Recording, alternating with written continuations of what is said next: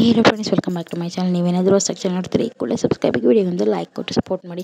ನೀವೇನಾದರೂ ಜಮೀನು ಹೊಂದಿದ್ರೆ ಅಥವಾ ನಿಮಗೆ ಯಾರಾದರೂ ಗೊತ್ತಿದ್ರೆ ಅಂಥವರಿಗೆ ಈ ಒಂದು ವಿಡಿಯೋನ ಶೇರ್ ಮಾಡಿ.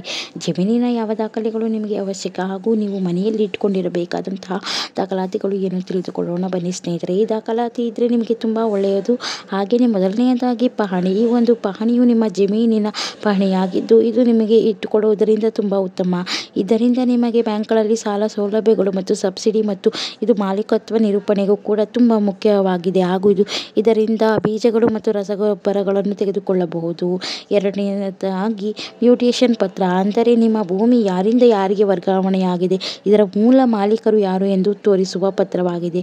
ಇದರಿಂದ ನಿಮಗೆ ಸಾಲ ಸೌಲಭ್ಯ ಜಮೀನಿನ ಅಳತೆಯಲ್ಲಿ ತುಂಬ ಮುಖ್ಯ. ಇದು ಮೂರನೆಯದಾಗಿ ಮೂಲ ಸರ್ವೆ, ಆಕಾರ ಬಂದ್, ಅಟ್ಲಾಸ್, ಪ್ರತಿ ಟಿಪ್ಪಣಿ.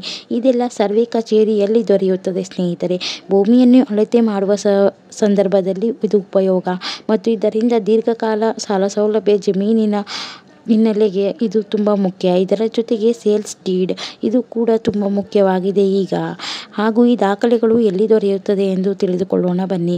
ಪಹಣಿ ಮತ್ತು ಮ್ಯೂಟೇಷನ್ ಪತ್ರ ನಾಡ ಕಚೇರಿ, ಪಹಣಿ ಕೇಂದ್ರ ಅಥವಾ ಆನ್ಲೈನ್ ಸೆಂಟರ್ಗಳಲ್ಲಿ ದೊರೆಯುತ್ತದೆ. ಎರಡನೇದು ಮೂಲ ಸರ್ವೆ ಮತ್ತು ಆಕಾರ ಬಂದ್, ಅಟ್ಲಾಸ್, ಪ್ರತಿ ಟಿಪ್ಪಣಿ. ಇದು ಬಂದು ನಿಮ್ಮ ಸರ್ವೆ ಕಚೇರಿಗಳಲ್ಲಿ ದೊರೆಯುತ್ತದೆ.